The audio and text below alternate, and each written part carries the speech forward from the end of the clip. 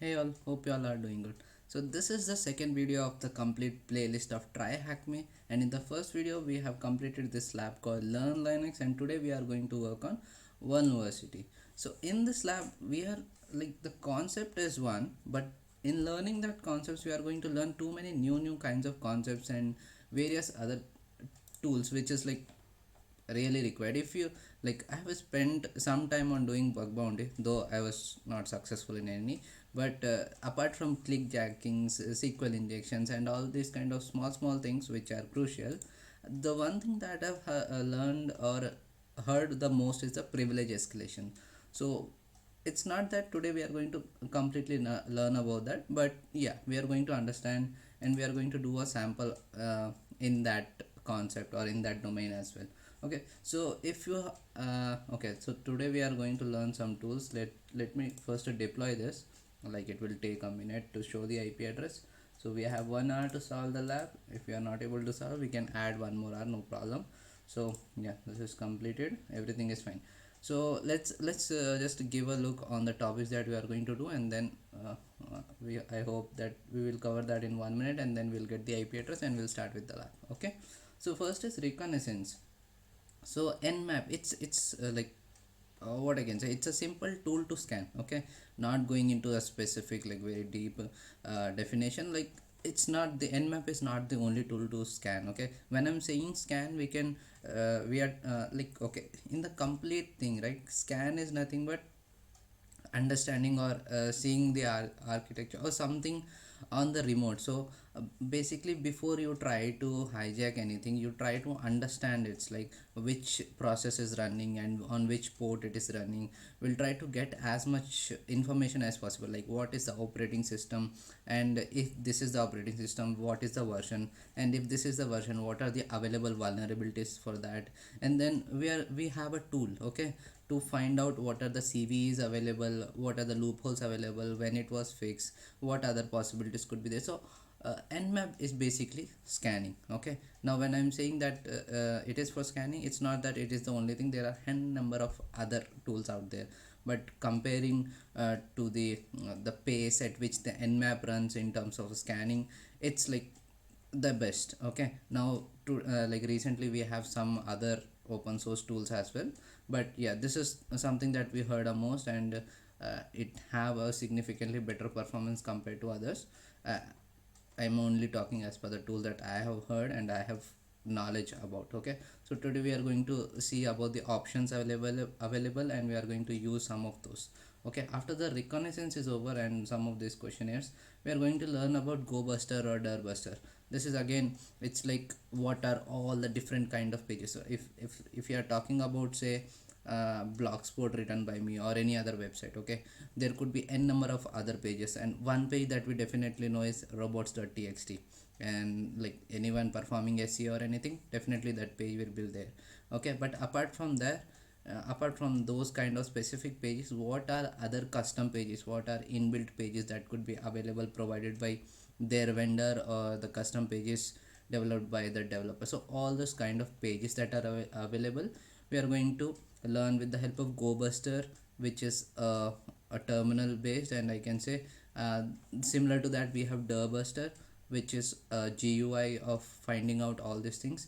But again, whatever I am telling, we can do all these things in the burp suite. Okay, now compromising the web server, in this we are actually going to see how we can use the burp suite, and there is some loophole which we are going to find out, and we are finally going to compromise the web servers to which we are going to connect. Okay, so yeah, and if you have seen that previously when doing the Portsfigure, we have installed the burp suite and all in the Windows. There was a huge thing, but in the Kali Linux, it comes along with the system itself. So it's very easy, no installation, nothing is required for burp suite. Okay, and finally we are going to do the privilege escalation. So it is going to be a very interesting lab, and there is too much good concepts available. Okay, so this is the first thing that we have given with the IP addresses.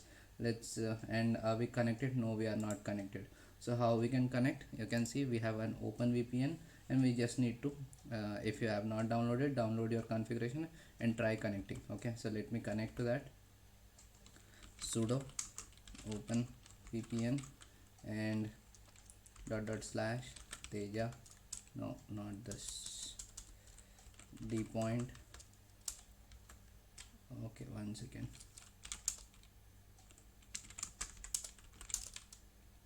Yeah, sudo open vpn d point.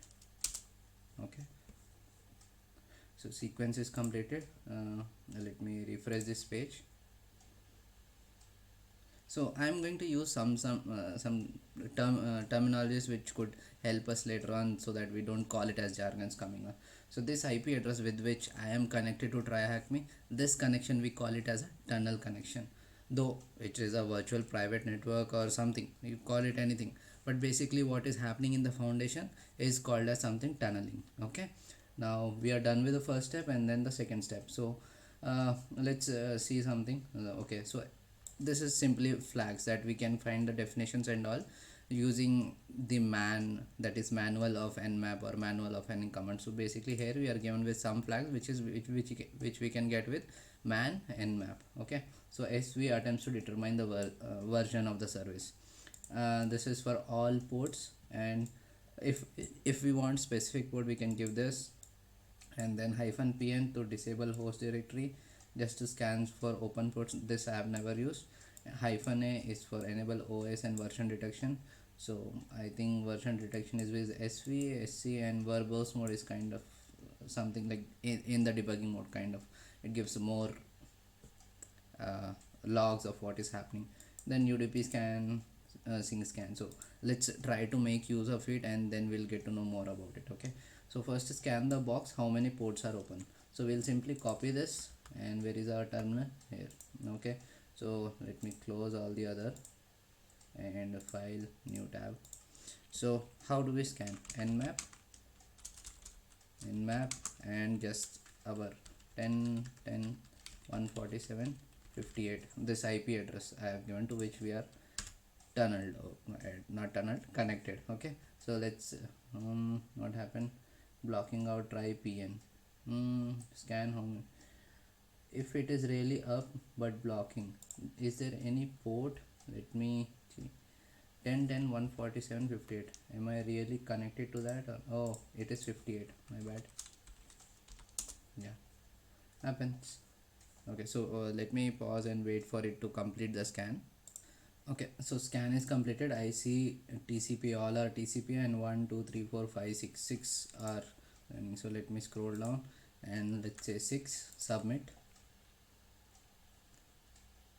Okay, that was correct answer. Now what version of squid proxy is running on the machine? So if I open the terminal, we can see there is something called squid http.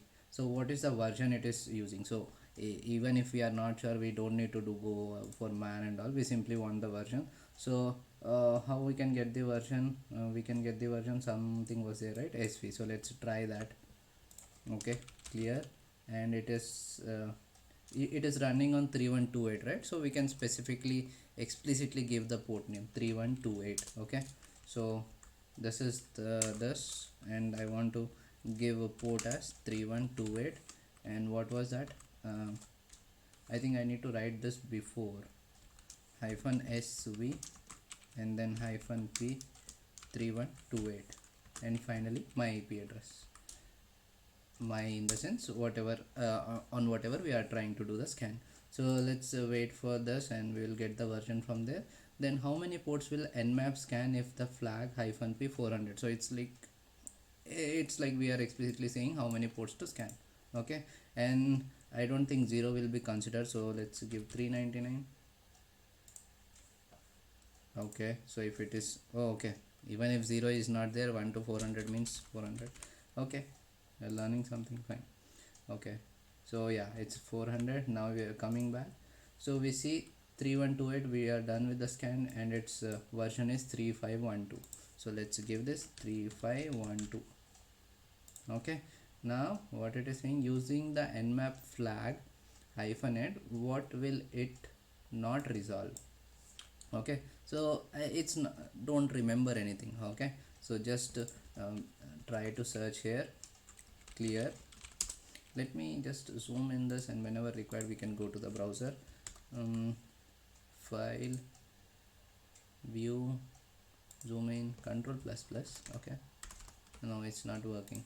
So view, zoom in, view, zoom in. Yeah, so man, nmap, and yeah, so we need to find out for hyphen n. Maybe there is some grep and all we can use, but for now just I'm skipping it. So let me see hyphen n, where is it? Somewhere it should be the hyphen h, hyphen a. No. So I was not able to search the flags using grep. Like I have used it only for what we can say hyphen sl, hyphen sn. That's fine. If it's that much big, we can simply go and let's google it. Okay, flag n of nmap. Okay, so the flag used to p0 flag hyphen and no DNS resolution. Tell nmap to never do reverse DNS. Now I don't know what is reverse DNS, but it has something to do with DNS. So it will not resolve what? It will not resolve DNS, and that's what it is asking. So let's give DNS.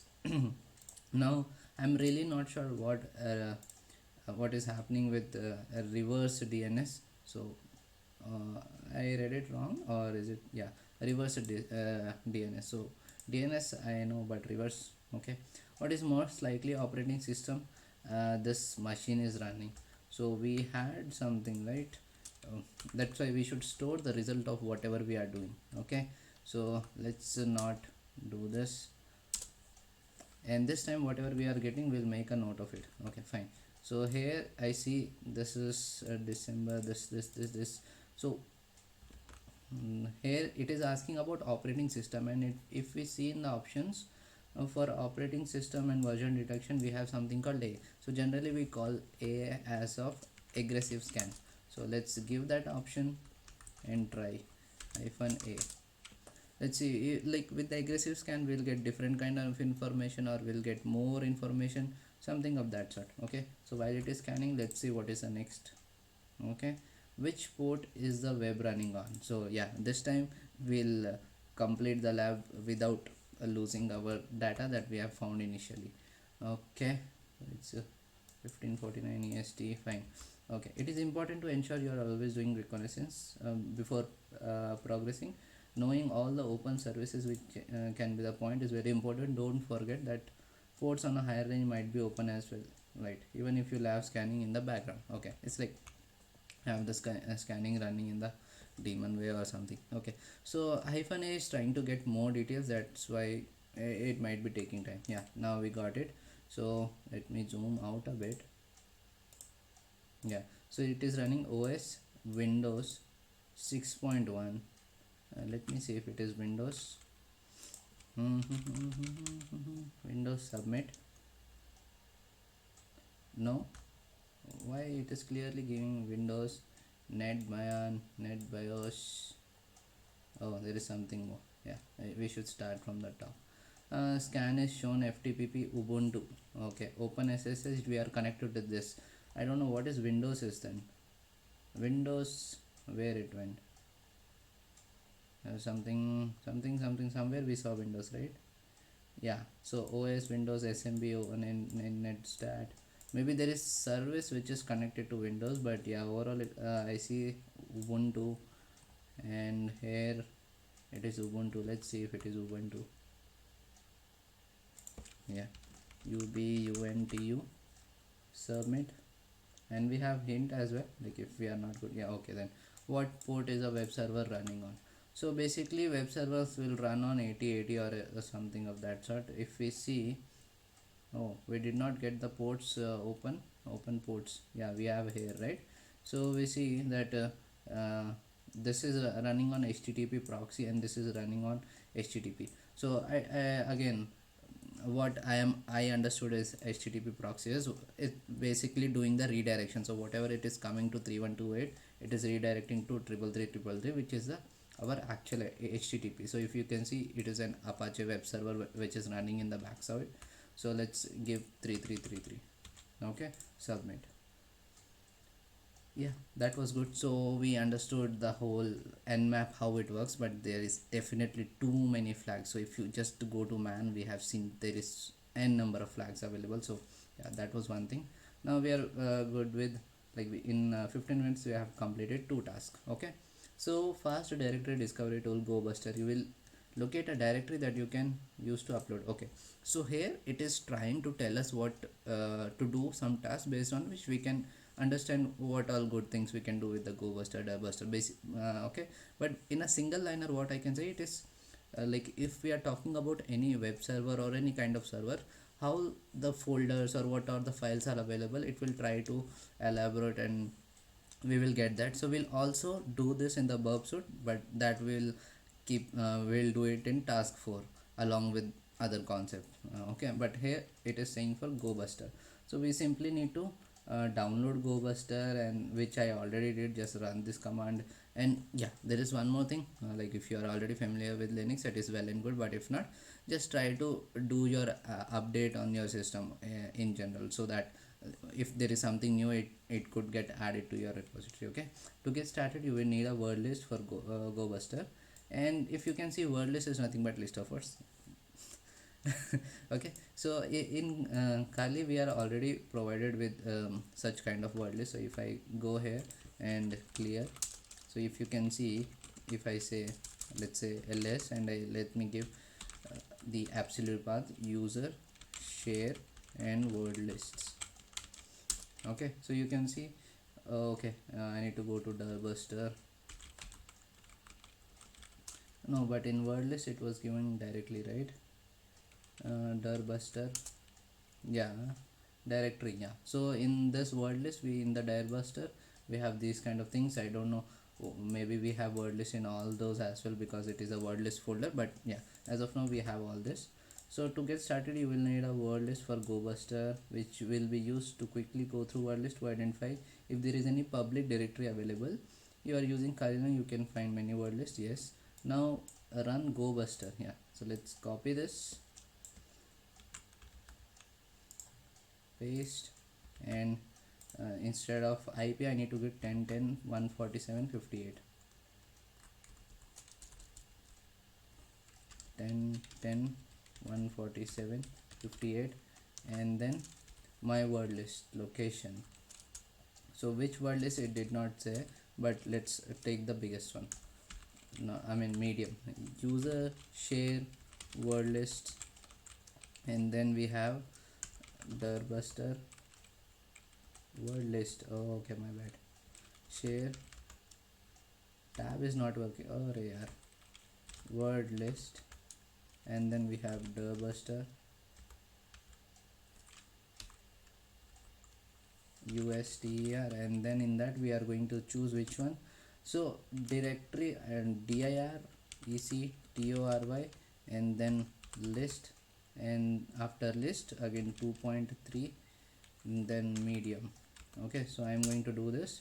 So this is running. I'm not going to wait for this, so let me zoom out. This much big is not required. Yeah, I hope this much is fine. Okay, so let it run. Meanwhile I'll show you one more thing. So file, new tab, and let me write DiveBuster here. So this is package again, which we are not downloading, we are getting it along. So target URL, what is our target URL? Let me minimize this. And so that scan is happening with the GoBuster. Meanwhile I'm just exploring this DiveBuster. 10 147 58, and our port was 234. Okay, and then 10 threads is more than enough. Now finally browse. So in the browse, let me go to root. I don't know where user. Okay, in the main we'll have user, and then we have share alcohol. That's fine. Alcohol. Oh, okay, AC local. And finally we need to go to where we have user. So we are waiting for the task to complete. Meanwhile it's just exploring this. USR, where is USR? What was the path that we gave? Okay, it is happening something. So you can see we have images, CSS, JS, fonts, something is going on, and there is like 22 out of which 5. Okay, so only 2% is done, but the thing which required we got it. Now just we'll start this directory with dirbuster once, and then we'll get back to this. Okay, so what I was saying, that user share word list. So in, we are there in user share and then word list. So w o will work. No, okay, w word list. Why I'm not w, I don't see this word list. Maybe I can type array. Yeah. That's why this terminal is better. USR share word list. Is it there on my screen? Yeah. Array. Right. Okay. So in word list, if I go in the dirbuster, and then I have medium. Okay, so I'll select this and I can mention what kind of extensions I want. So basically we are searching for a page which on which we can upload something. So it could be either JS or PHP or HTML, those kind of stuff. Okay, and then I'm going to simply start. Your target is invalid URL. Maybe it does not require port or something else. Okay, I need to mention HTTP as well. Okay, so HTTP this and start. Okay, so it is trying to find out something result view. It is also doing the same thing. So basically dirbuster is GUI and GoBuster is something called the terminal based. Some errors we got, scan information. Okay, fine, that error we can see. So basically what it is doing is, okay, scan information. If I stop and come back, and I can say what all things I can minimize all the stuff.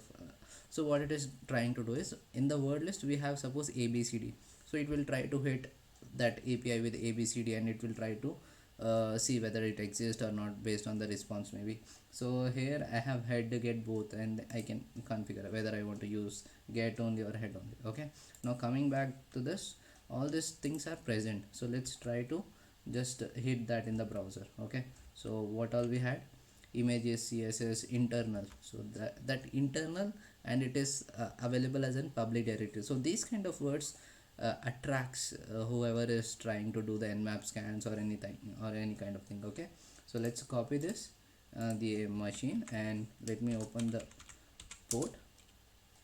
So you see there is a web server which is running one server one university. Okay, so that's why the lab name one university. Okay, so here if I open images, okay, all these things are available, and this is we can open because it is a public directory. Okay, now next is our internal.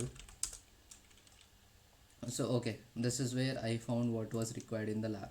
So what was thing that they are asking, what is the directory that has an upload form page. So you see this is an form page. So I can type slash internal slash, this is completed, this is submit, and we are good. Okay, so now we know the web server, which port it is running, and we found a page in which we are going to compromise with this. Okay, so if you have never done shell scripting, if you have never done what I can say, um, this some reverse shell connection, yeah. So these kind of things, if you have never done, if you have never used burp suite, so all these things you will learn in this single task. Okay, now we'll see. Now you have found an upload file, we can leverage this to upload and execute our payload. Okay, so to compromise the number, try to upload new files, and what common extension seems to be blocked. Okay, so here I can try creating different files with different extension, and then I can try hitting one by one, and I can see what whether it is successful or not. Okay, so that I will not do. I will use burp suite and I'll simply make use of it. Okay, so how I'm making use of it, that we will see. So let's remove all this thing, and what is it, we'll simply search for burp suite. Now this tool is opening. Meanwhile what we can go to the browser, and we can see that we need to make a file with the word list, and which is having different extensions. Okay, so I can, let me create what, So in the files, delete everything, close. Okay, so before showing the configuration or setup of burp suite, let me just open this. So this is the extensions file that I created, and I have added all the things that is asked on the lab. So if you can see php, php3, php4, 5 and all, so that I've created, and I've saved it as an extension.txt. Okay, yeah. Now, so there is something called proxy. So if you don't know proxy, okay, that I will not take much time on that. Only two things. So if your friend is not came to the class and he asks you to give his attendance, so you are giving attendance on behalf of him. So basically you are saying that I am present on behalf of someone else. Okay, so if when the ma'am or teacher is trying to call that friend, you are speaking on his behalf, or I can say you are listening on his behalf. So proxy is something that is not actually present, but it is acting as though that other person is present. It is just like a virtual memory, or I can say the cache memory of a laptop. Okay, so that is, again, I think I see a vast differences in the concept. So proxy, I can say, the attendance example was good. Okay, now if you didn't understood in the technical format, that's fine. After this task, not even the complete lab, after this task you will definitely get it. Okay, so uh, so proxy, what I can say is someone else is listening to you. That's it. No need to worry about anything else. Now, first thing, we will follow some steps, and if you are stuck at some step, don't stop, because after the end of the task, when you are making use of that, you will get it. Okay, so first step is we need to configure a proxy. Okay, now just forget everything. Even if you don't know proxy, or even if you don't know why we are setting up proxy, that's fine.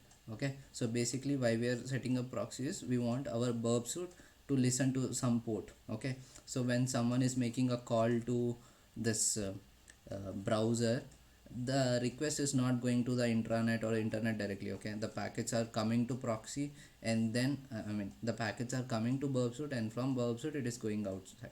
So this is like I'm explaining burp suite, but I will repeat this once again. Whenever someone is hitting or doing something on the browser, and I've configured a proxy, it means on that proxy my tool is going to listen, and my tool in the sense burp suite.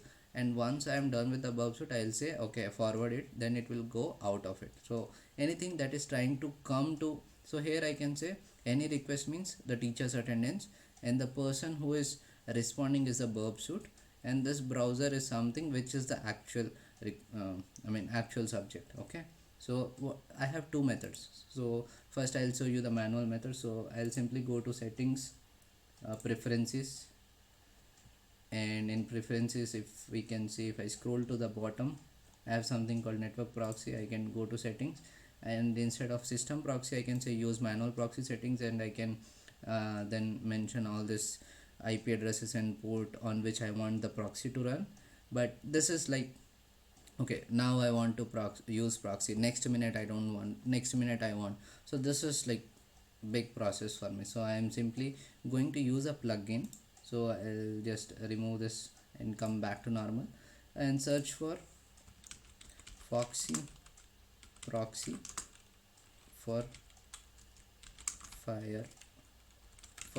Okay, so we have this for Chrome as well. So just get this and add it as your plugin. After you add it as your plugin to the browser, add to Firefox, you will see something like this. Okay, so here when I say uh, like you will get something called add new. Okay, so here you will be adding the okay, let me see if I get that again. Okay, so I clicked on options and I got something called add. So here I am going to give that d point YT proxy. Okay, and I'm going to give IP 127.0.1, that is my localhost IP, and the port, let's say I want to give 8, okay, 8083, okay, 8084, and username, password I don't need. Okay, let me save it. Okay, so if you can see here I am getting the list. Suppose now I want to use a proxy, I can simply go. If I don't want, I can simply come back to the proxy. Okay, so overall browser is waiting for the system proxy, and system proxy I am switching it here. Okay, So this conversation, what I did is I simply set up the proxy settings, okay, nothing else, and I turned off, means it there is no proxy as of now. So when we need, we will do that. Okay, I'm closing this. I don't need this as well. And okay, now I have something called burp suite. So as we have seen, where is this proxy listening to? Options, I forgot. What is the port I kept? 8084, right? So I need to configure. So if you can see in the burp suite, I'm starting start burp. I'll wait for a minute. Yes, start. I don't know why it is taking this much time. It should open.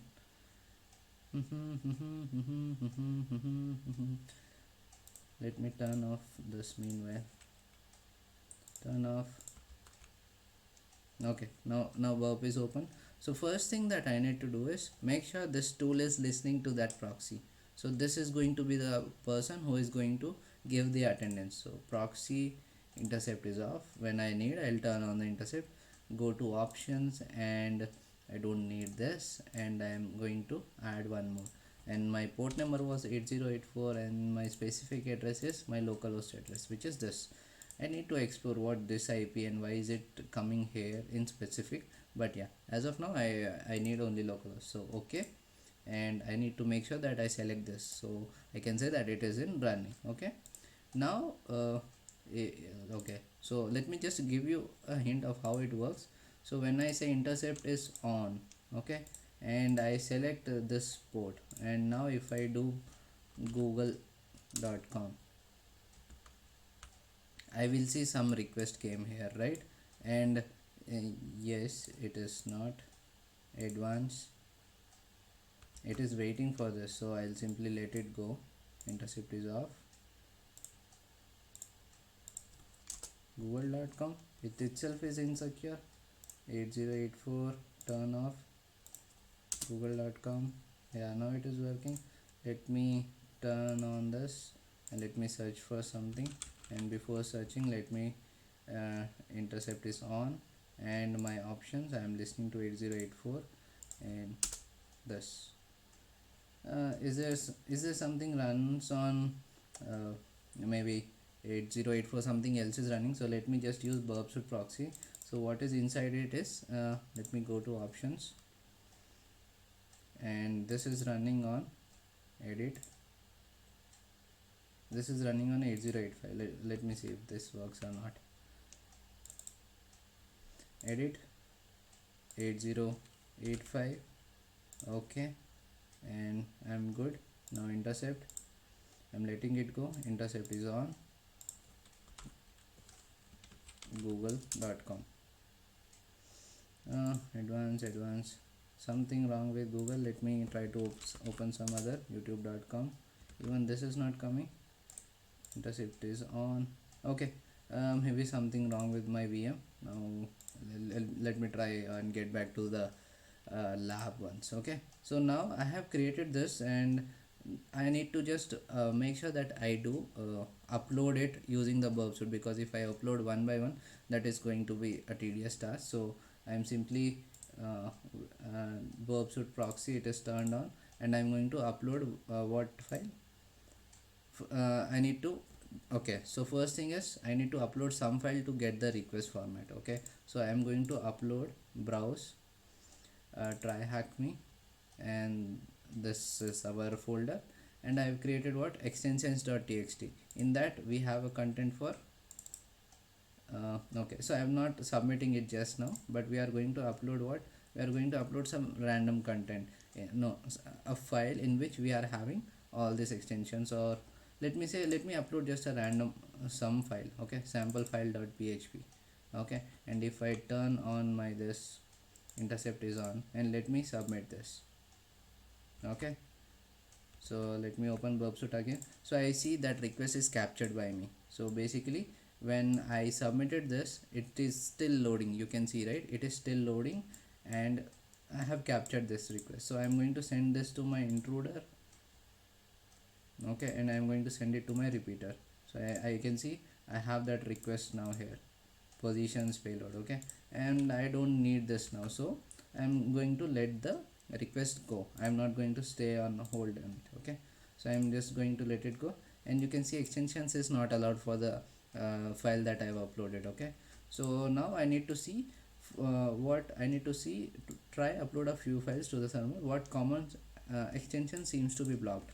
So what I'm going to do is I'm going to go to the intruder, and this is how it is expecting request, right? And if you don't know what is this dollar and all, okay, that is again the explanation of complete verbs, so I'm going to keep it aside. But in a one liner I can say whatever the payload that I'm giving it, that is .php, js, html, everything, that is going to be replaced by the content that is present between the two symbols, and that is not dollar symbol, that seems to be like a dollar. Okay, so that is going to be replaced there, and this request is going to be passed to the server, and based on response we can see which is blocked, which is not blocked and all. Okay, and this is a sniper attack, and in the payloads I can see that I need to select something. Okay, so load, I'm going to load extensions.txt. I need to click on icon. Okay, so all this thing is load. Now anything else, target, yeah, this is fine, position, payload, everything is fine. So start attack. Okay, we'll get one dialog where it starts the actual attack, so I'm waiting for it. Okay, yeah, here we go. So I see 200 for all, 737 for all. So how this brute force anything is works is something that we need to identify what is that is different. Is it a position? So okay, so this position is, I don't know what is the difference, so I can go through each of them. But again I see if the position is different, it is like for multiple, so it is not a single thing, so I cannot rely on it. But in the length, if I see all are 737, so if I see what is the response, okay, let me see the response. I see something like this, and I see something like this, and finally extensions not allowed, that we saw in a browser a minute back. Now what is the difference that I see is 723. Okay, and if I see the response of it, if I scroll down I can see there is success, so it means this extension is allowed, phtml, but remaining are blocked. And what is common in all this is php. So what common extensions are blocked is .php. I hope this is making sense. So submit, and yeah, oh okay, I need to turn off my proxy, otherwise now since I did not turn off, I should get that in my intercept if I have. Okay, let me not again mess it up, turn off, because there is something else I want to show. So let me submit it again, or I need to refresh. Okay, oop, the answer is correct, fine. So this was done, and next, where is my lab?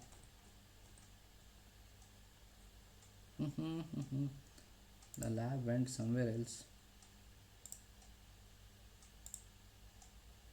Okay, let me open it again, but I will be still be connected. I hope I am not disconnected. Yes, I am connected. Okay, so our php was fine, and we did as per this instruction, we did the sniper attack and run the attack what extension is allowed. So this is because of this I did not close it. So if you can see that 723 which was successful was for the extension called phtml.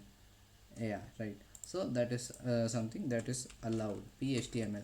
Now we know that there is some extension which is allowed by the browser, and we are going to use this kind of loophole. Okay, submit.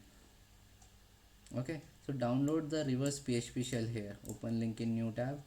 If I go to this github.com, and here is my reverse shell script. So don't copy it directly, there will be some special characters and all. So if you can see this raw, click on that, copy this, and after copying, what it is asking is just to save it as a php reverse shell.php, which I have already saved. Okay, for now we don't need burp suite, so let me close this and close this as well. I don't need this. Yes, I want to exit. And for the time being saying, I have downloaded this php reverse .phtml, because that is the extension that is allowed. Okay, now if I see edit the php with this. Okay, so what it is saying is basically, if you see the first line after the comments, okay, we have something called ip address and port address. So port address 8086, and this what is this, 1092. Okay, so I need to replace this IP address here. Okay, paste. Now this is the IP address. Now we are talking about reverse shell. From here we are going to talk about reverse shell, and this concept is like really amazing for people like me who have never done this before. Now I am giving some port, let's say 8086 in my case. So this port is doing nothing, this is empty, no process is running on this at this point of time. So let me give you explain what we are going to do, and then let's do this. So basically this is the script that we are going to upload, and then upload on the web server. So upload in the sense after the web after uploading on the web server means this is going to be there uh, on where this is going to be there on the web server, which is Ubuntu as per what we have found in our nmap scan, right? After that we are going to run something from our system, and then we are going to make sure that we have a connection from their system to us. So this is a layman's explanation, but within 5 or 10 minutes you will get understand what I am saying. So basically there is this PHP script which will be there on the web server, and we are going to execute something on our system, and finally the intention or what is the output of that complete thing is we are going to have a connection happening between the web server and us. Now what is that connection is, basically we are having the privilege, or I have the terminal in which I can write whatever, and the command will be executed on the web server. So it's basically access and all, let's keep it aside. So the end result of this is going to be that whatever I want to execute on the web server, I can type the command in my server, I mean in my terminal, and it will be executed on the web server. Okay, so that is the first thing, but there will be still limitation because I might not have all the access. Then comes privilege explanation escalation, which is our next task, in which we are going to execute something for which we don't even have the access. Okay, so yeah, that was the second thing. So this is 8086, I hope. So give that port which you are sure that is not running on your system already. Okay, so on this port we are going to do the reverse shell. Okay, so I am done with php reverse shell dot phtml. Okay, so what it is saying, rename this. We are now going to listen to the incoming connection, run the following command. Okay, rename, we are now going to upload your shell and navigate to this will execute your upload, you should see a connection. Okay, so it is asking, we are not going to listen to the incoming connections using netcat nc. Okay, let me run this. I don't know what this is, let me paste and run. Listening on any 1 2 3 4. What is this? What is nc? Yes, netcat. Let me see what it right. So before anything, let's go to try hack me, and we have only 15 minutes, so let's add 1 hour. Okay, now just let me refresh this. So basically in the script, right, where is our script? In files, if in this we have given the port 8086. Let me show this again, 8086, and when we are going to upload on it to the web server, it is going to make a call to our system, that is our virtual machine, and it will call to 8086. So there should be someone who should be listening to that port, right? So that is what happening here. So let me go to the terminal, and this is not 1 2 3 4 what we want. So basically we want to listen on the port 8086. So as soon as someone will try to call 8086 on our port, we'll get to know. Okay, now next thing what it is asking is, once I'm done with the listening thing, just upload your shell. Okay, this will execute the payload, you should see a netcat session.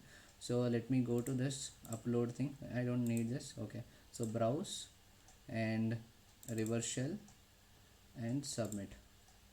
Okay, so this is success, and because it is uploaded, it should be executed, and I should see a connection form 8086. Oh man, this is not going good.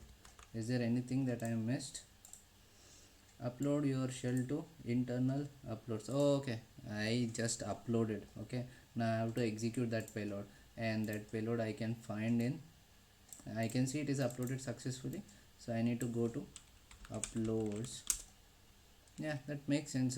If I'm uploading something, it will not execute directly, right? It's just a file, not even a command or something. So okay, fail to demonize. This is quite common. Connection refuse. Let me see if the connection is formed. Not yet. So let me go back, refresh this, and let me run. I should be able to see that connection. Let's see if I'm missing anything. So 3333 internal uploads PHP reverse. This will execute your payload. Upload share and navigate to this. Let me just navigate to this. Control V, and what is my IP address? It is this. Copy, paste this. Okay, why it is not working? Let me see. Okay, so here we go. Because of these kind of mistakes we learn a lot. So let me just remove this. Do control C. Okay, so as per our concept, it should call us, right? And it should call us in the sense it should be given our IP address. But what our IP address, in the sense the connection in which we are connected to the TryHackMe, but we have given this is just the IP address of the web server, so it is hitting itself only. Okay, it doesn't make sense. So let us open that file again, and open with the text editor. This kind of mistakes, I love it. Okay, just scroll to top, and this is something which I need to give 10.10.147. No, again I'm doing the mistake. So this is the IP address of the machine on which I'm trying to attack. I want this to call my tunnel connection. My tunnel connection is nothing but this to which I am connected, like the connection through which I am connected, or I can say I want them to call onto this IP address. So let me just give this 10 night. Yeah, this is like, I if there are things, if we could which are very easy, but if not found, we could spend our whole day. But definitely we'll come next day and we'll get it the first thing in the morning. Okay, so let me save this, and I don't know how it works since I have already uploaded it once, but fine, we'll get some new experience. Yeah, browse. So I don't want it. Let me refresh this once, cancel. Okay, browse php reverse shell.html and submit. So yeah, it is success. And let me okay, let me remove this unnecessary thing, and let's start listening again. And I hope this time we'll get where it is. I should go to uploads, uploads, and I should simply click on this. Let me open terminal. Yeah, that is what. So if you can see, I'm not in the root at the rate Kali now. I am in the dollar now. It means I am basically connected. So whatever I am going to type here, it is going to be connected to there. So the query that I have here is, I cannot run all the Linux commands. If like we write partial name and then we click tab, we get the remaining name. So those kind of things will not happen. So it is kind of irritating, but yeah, something we are learning. Fine. So we are connected to it via reverse shell scripting. No, what do we call this? Via PHP reverse shell. Okay, scripting we did not do. Maybe that file that we were given by the GitHub, we call that as a. Okay, so what is the name of user who manages a web server? Now the web server, this. So basically, let's find out the, like, for this kind of questions we need to be aware of the architecture and how it is going. So let's find out who are the list of users that is available. So if you have seen previous Linux classes, not the classes, just the video, we have I have like gone through some of the directories, right? So let's print my working directory, and is that it, ls. So what all things I'm having? So I have this. So there was some directory in which we have list of users. I am not able to recollect, but let's go to there. cd slash passwd. No, there was something. Let me cd slash. Okay, in which directory, list of users. Okay, password is in which directory.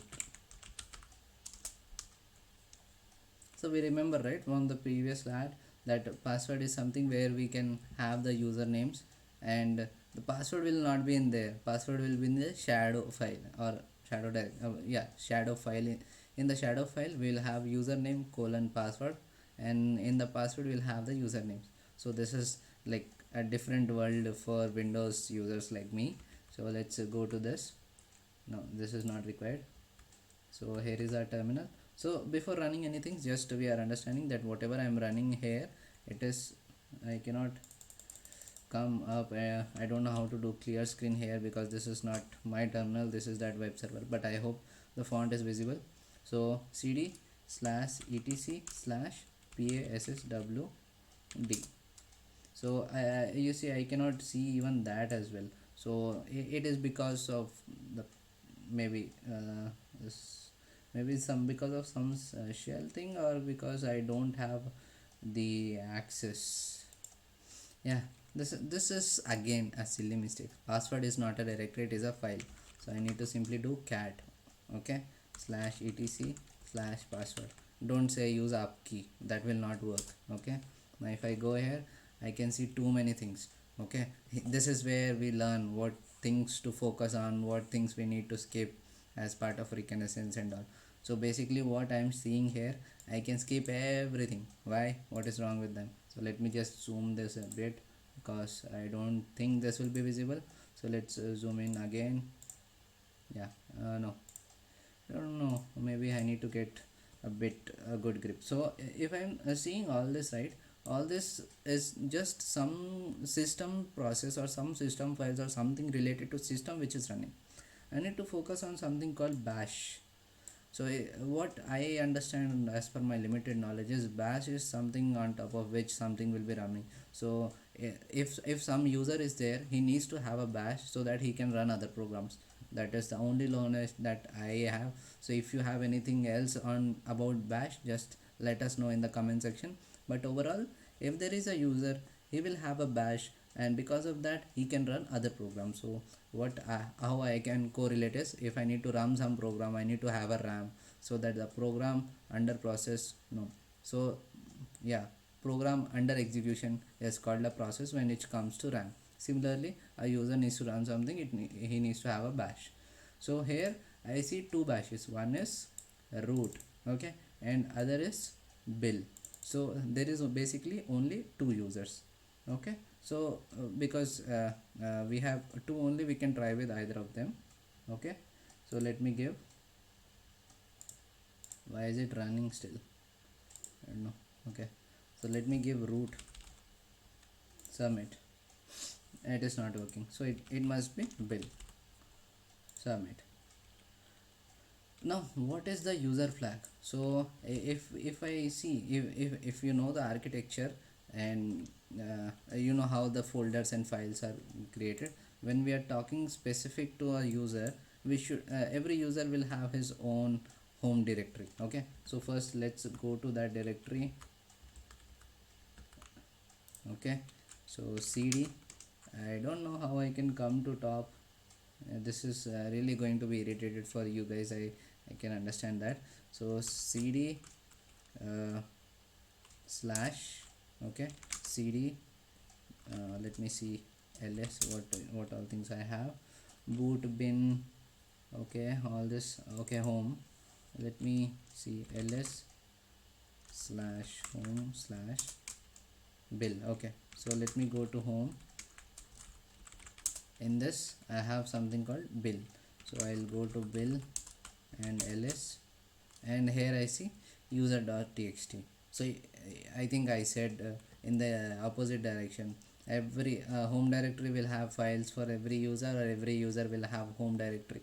So there is some this kind of architecture. Okay, but if you can see on the top level, right, we have a home directory, and in the same we'll have a root directory. So apart from that, for every user there will be directories in the home directory. Okay, so that is the architecture that I understood as of now. It's not about where the user directory is, where the usr directory is, where is the source directories, where is the temp directory, not talking about that, just about home directory and root directory. Both will be in the same level.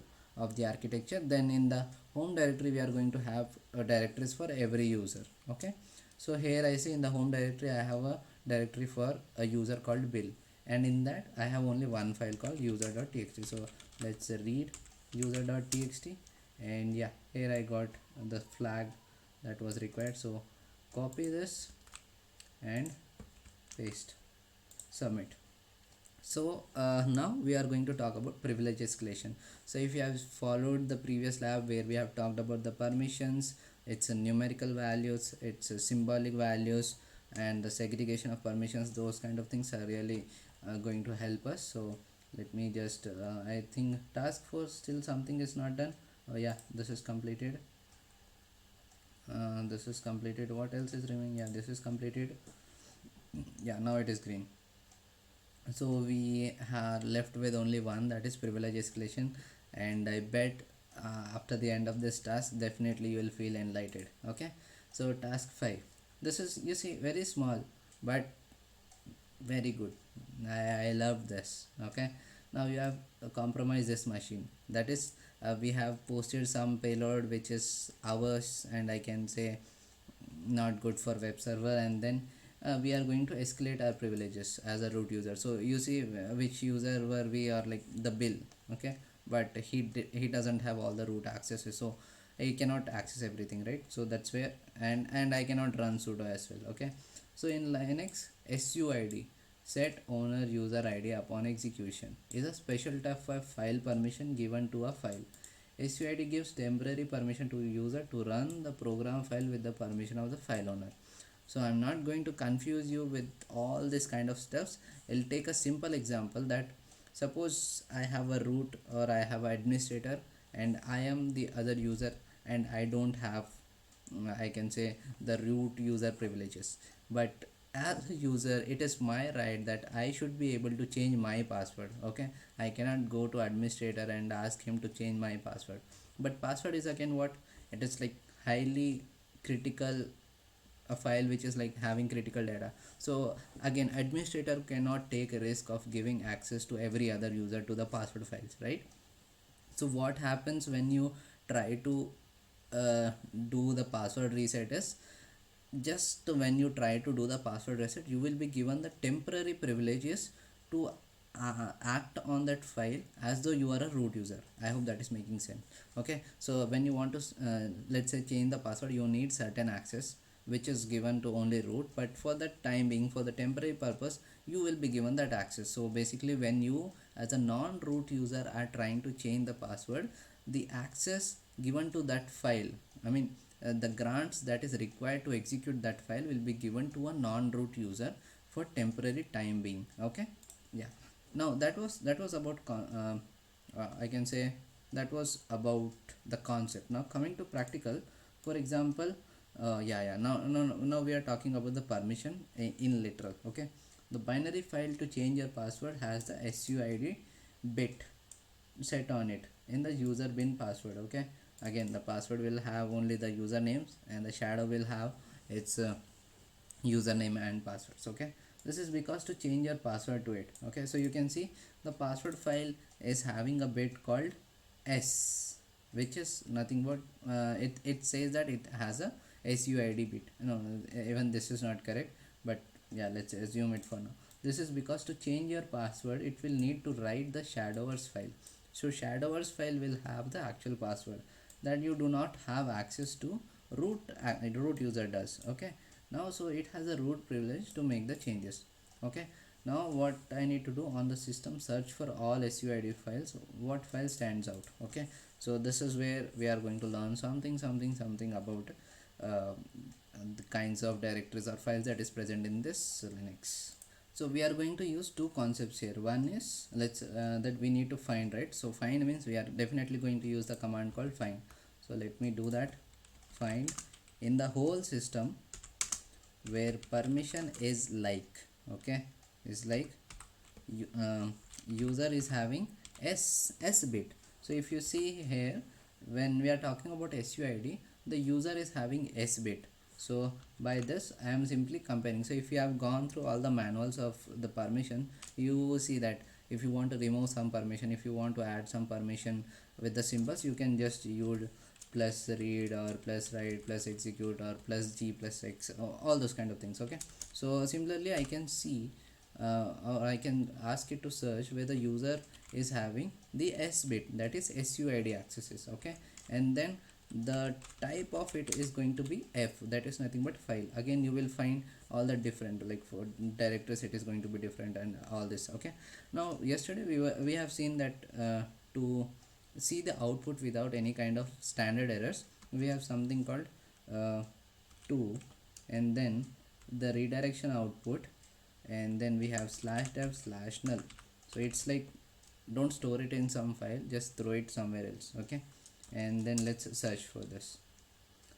I hope I'm not missing it, and let's wait. Now basically whatever list I am seeing, right, this is all having what bit, this is having s bit. Now if I scroll from top to oh no, this is where I have run the command, right? So if you can see, these are all user files, user bin. Now what is asked from us is what file stands out. Now this is, I can say that this is not a direct question, but when we are doing it we are able to understand and we will get it, and based on the output of this understanding we can make use of the same concepts and logic moving on. Okay, so password, GA password, all these are simple files or directories. Okay, now if I see for all these things, I'm not sure of much. Okay, but when you are doing the lab, what you can do is you can search about each directory, though it is useful or not, at least we'll add something to our knowledge. Okay, now all these are bin files and something user files and some used for different processes. So mount unmount I have seen in Windows while uh, changing, increasing or decreasing the size of the drives and all, but I have not used mount for anything specifically. Now this is my, I hope this is some kind of package managers, and I know, we know, right, what is being used for. Now the something that is standing out here is systemctl. Here we are talking in the context of privilege escalation. So systemctl has something to do privilege escalation. Now what is it? Let's talk about it for 2 minutes. Okay, so if you want to skip the explanation, please go ahead. And but what is systemctl? So it's some process, right? It's some daemon process which is running in the background, and let's say it is a system process. So system process means it is running, it is handling all kinds of processes, so it is having all kinds of accesses.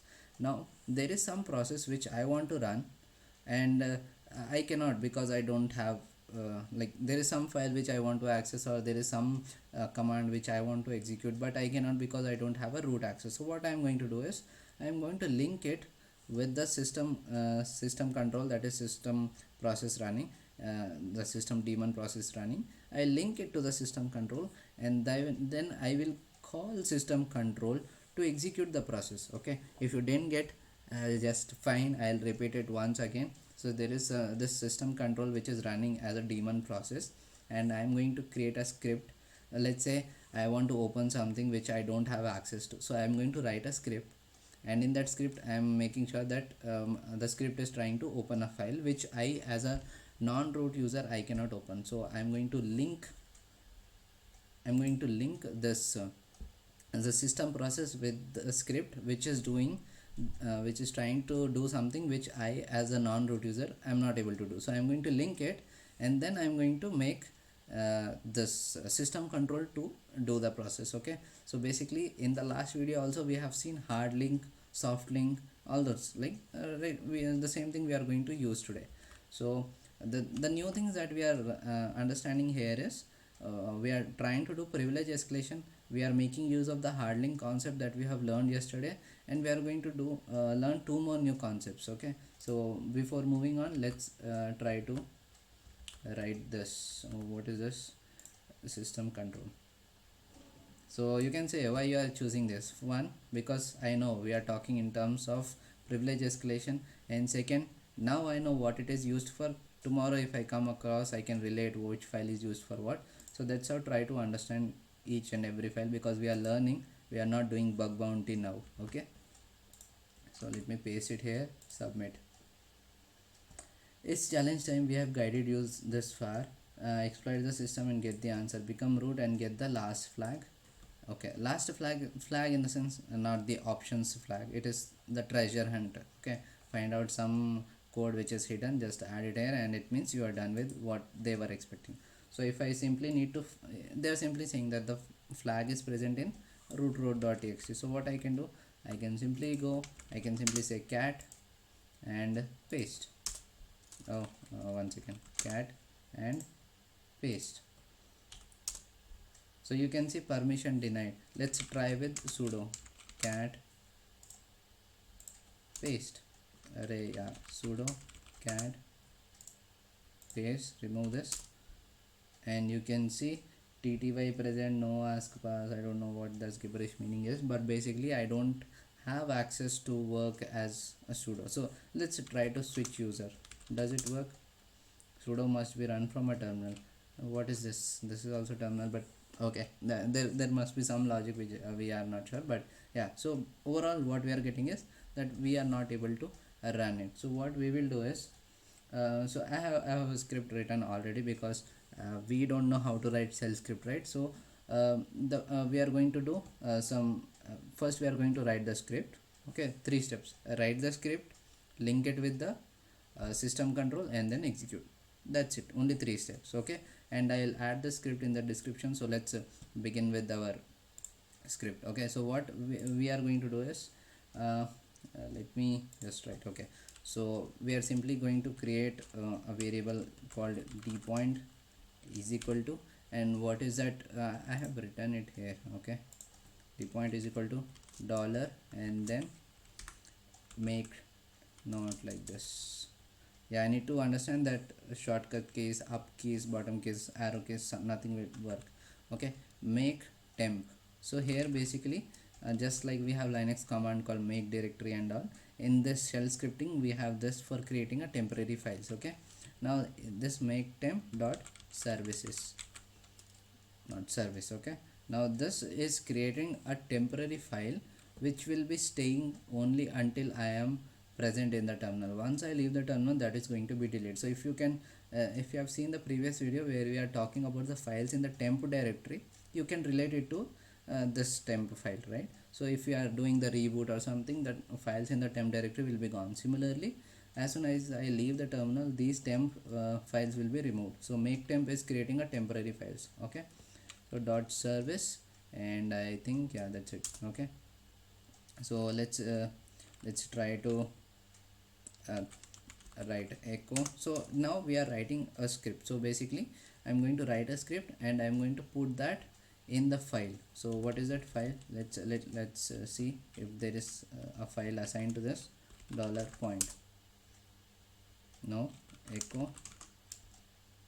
Oh, no, it's a dollar dPoint. Yeah, dPoint. So you service not found because it does not exist, or what? Okay, let me execute this once again. Yeah, there is nothing, it is an empty variable, that's why we are getting that, is what I am guessing. So I have created a dPoint variable in which is pointing to a service file, but there is no service in that. So I am going to write echo, and then I am going to create service. Okay, and this service starts with a single quote, and then in what kind of service or something that I want to start, right? That I am saying execute start is equal to slash bin slash sh. That the command that I'm going to give, use this shell and try to execute. That's what I'm telling, but the exact keywords and all, even I am not familiar. Maybe just by doing it we'll get the experience, or we can spend some dedicated time just to understand that shell script. Okay, so after this what we are going to do is, like, simply say c, and we are going to give our command, that is cat slash root, the content that we wanted to do, right? So it's a root array. Yeah, I have problem here, root.txt. so this is something that we want to read, and we are simply saying that execute this command. In that command we are reading it, and we are putting in some temporary directory output, let's say dPoint output dot txt. Okay, so this is the command that is going to be executed, and finally we are saying that install. Okay, and after this we are going to say This is I think just like in our skills query, the last clause we are having is the order by clause. Similar to that, we are having a clause called wanted by clause as part of this command. So I'm not sure exactly about the shell scripting, but I am assuming that the wanted by is the last clause, just like order by clause of SQL query. Okay, so here I am saying multi user dot target. Again, all this multi user or whatever things that I'm writing are the keywords, are the programs that I think we are getting as a part of maybe the shell script package itself. So if you are writing Java, if you are writing Python, we try to import something, right? That's what we are doing when we are saying square bracket service, square bracket install. That the next command that I'm going to write, what is that about? Okay, so basically import and instruct and tell and then execute. Okay, so this is where I am done with the target, but this has to be entered into the file that we have created, which is nothing but our dollar $d point, right? So let me add that d point. Okay, again I'm writing point. See this bad habit, d point. Cannot create service, permission denied. For this also permission denied. Let me see what is wrong here. Okay, so maybe there was some spelling mistake or something, so I've just written it on the notepad and will simply copying it. So first we are creating a temporary service file, not file, and let's paste it here. This should be the first thing that I should have done instead of typing. Yeah, that was not a good practice. And now I'm starting to write my script. Okay, echo service, and then next is my command where I'm saying that read the content of the root txt and paste it in the output.txt. That's it. Okay, so paste this, and then I want to install this, and all this is still in the script only. Okay, we are not done with the command called echo yet. Okay, so you see here we are writing a single quote, and we started this with the single quote echo. So basically we are done with the echo command at this colon, and we are going to have this complete content. Instead of in the terminal, we are redirecting it to a something called ytdemo temp file. Okay, so after the install, I am simply going to have this copy and paste. Yeah, that should be the end of it. Why is it waiting for something else? I am looking for it. Echo service tum.txt. What is it waiting for? Yeah. Okay, let me clear the screen and let me listen to that code again. And here when I'm listening, you see now here again the point of backdoor is coming. So whenever I want to listen it again, I need to repeat the complete task and then again. So just to show you example, we uploaded this and I need to execute this again. So if I execute this, let me stop this, let me refresh. Refresh is also not happening. What is wrong here? Do I have any problem with internet connection? Just let me stop this, refresh. Is my internet working? Yes, yeah. So just let me open this in new link. Okay, I'm trying to open, and now I should be able to listen it.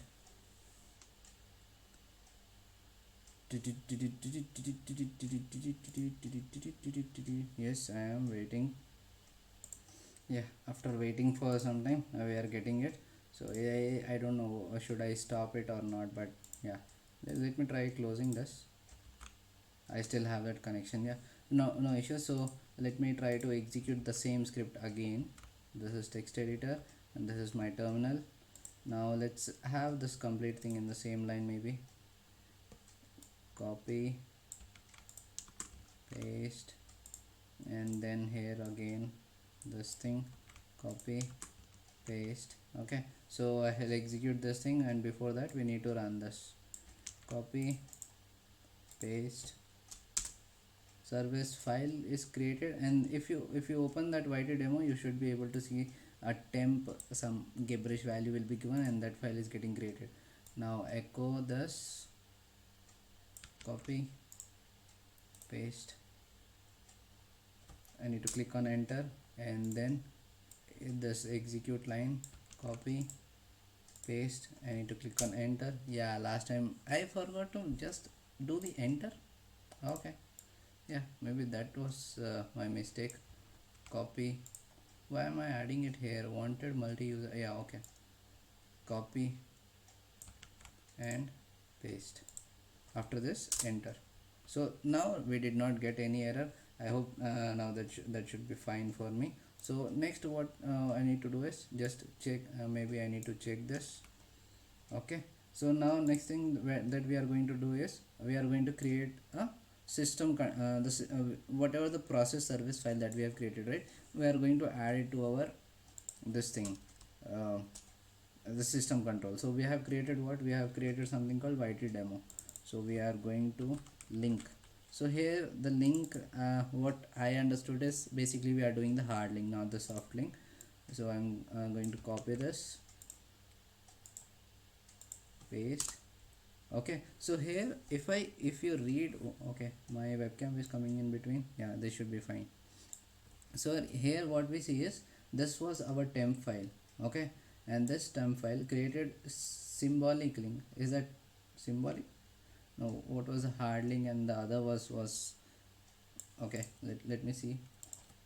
Hard link versus S link. I am not able to recollect that. It was soft link. Yeah, soft link. Okay, so here what kind of link is this? Symlink. Okay, so this is the third kind of link. We will explore this later, but basically there is a symlink formed. So now we just want the system control to execute it. Basically we have linked in and we simply want the system control process to execute it. So for that we have this, and we have this in YT demo file, right? So what I'm saying is please system control enable this now. That's it. And when I'm doing this, I should expect that the cat command that I have written or whatever the script I have written, that should run. Okay, so paste it and we are good. Fail to execute, bad message, YT demo. This is not good. Let me see. Let me try to link this again. This kind of silly things happen with me only, and that also in demo. YT demo, this is done. What's wrong here? Paste. Fail to execute YT demo. Arey bhai. Let me try to execute it again. So we will do this for the last time. Okay, and let me pause this and do this command executions again. But let me try to do this with the variable which I am sure that is not used anywhere across the system. So now if I see, I executed the same thing again but with the variable that I am sure that is nowhere used.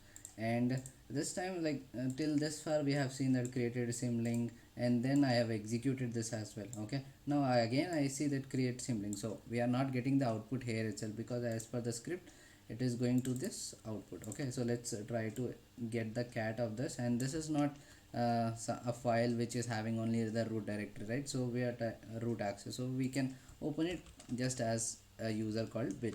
Okay, so let's open that, paste, and here we get the token. So here the point we need to understand is what was wrong. Is it about a special character? Is it about a space or something wrong in the script? But yeah, that is not my point of concern as of now.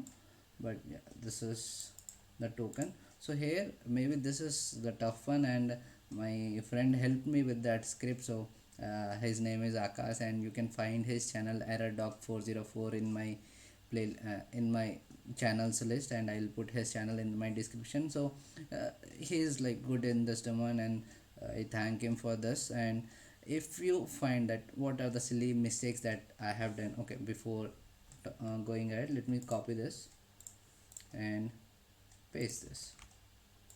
So as for what I see is we have tried very hard just to get a small privilege escalation. There are many other methods by which we can easily get, not easily, but there are other methods or workarounds I can say. So if you have any such workarounds, please do mention in the comment section. And for sure there is definitely too many silly stuffs which I have done here, so mention those in the comment section as well. And if you think as a noob you understood this, then please do subscribe, click on notification bell, and share with people, because there is too much trend going for bug bounty. And without these kind of concepts and without the basic networking concepts, which I'm going to get the playlist about that in some days, in which we are going to talk about the bases, the v4 v6 of IP addresses, and then what is slash 24, what is slash 32, how the IP addresses work, and uh, how we can segregate the ports for virtual private networks, and all those networking concepts. So there we are not going to touch any kind of this complex things. We are simply going to stick a concept, and we are going to try to do it on a pen and paper, and then we are going to try to solve it on some practical labs. Okay, so that's how we are going to do try to understand the concepts of networking. But yeah, so those kind of stuffs and these kind of stuffs are very like essentials for any kind of researching, or I can say the bug bounty thing. Because when I was doing, I was just limited to click jacking, and then 5 minutes after that I was sticking to SQL injection, 5 minutes after that cross-site scripting. So which is for sure the worst thing which any bug bounty hunter should do. Okay, so that is not, try to understand, try to get the fundamentals of everything, and then when you are doing the bug bounty, stick to one concept, try to spend as much time as possible. But just do it, because clickjacking will take 5 to 10 minutes, and we are habituated that even the other vulnerabilities we will get in the similar manner. So then why are we learning all this? Because when we are trying to stick to one concept, when we are trying to solve it, we'll get some errors. Okay, we'll come across some files. Now next time onwards when we are doing, we'll know, okay, if there is a test 1234 in the logs, that is suspicious, because that is not system created, and that is not something we created, so how it is there? And if there is like system control, we know what is it meant for, and what is the issue that we are stuck in. So we will correlate all the errors, all the concept that we have explored. So that's how, when we are sticking to one vulnerability and trying to do bug bounty, that would be help, because then for sure patience is required. But patience is not enough. So then at that point we need all these concepts. Okay, so today we have learned, or I can say I have learned the burp suit in Kali, I have learned privilege escalation, I have learned the Go Buster, the Dir Buster, and I have learned about the shell scripting. So these are really critical. Now next time onwards when we are talking about privilege escalation, definitely these kind of lectures, things that we have learned in the initial days will come to our mind, and when we do it hard way, then when we are trying to use a tool, we will get to know like how cool it is. Okay, so one thing that I missed to show here is, we were using Go Buster and Dir Buster to find out all the directories, right? But when you are trying to hit the API or something like that, you are trying to explore here and there, you are trying to visiting the different pages with the burp suite proxy active, there is a list again where you will find all the list of directories that is present in the web server. And the added advantage that I see there is, along with the list of pages and directories that is available, we'll also get what are the possible vulnerabilities that or the loopholes that is present on each of the file, if it is there, which is suggested again by the burp suite. So yeah, you can explore in that manner. Is there any other technique that you would suggest? Please do mention that in the comment section again. And finally, if you liked my explanation, please do click on notification bell, subscribe button, and share with people who are trying to explore in this domain. Yeah, so that's all for today. Thank you. Good night. Bye bye.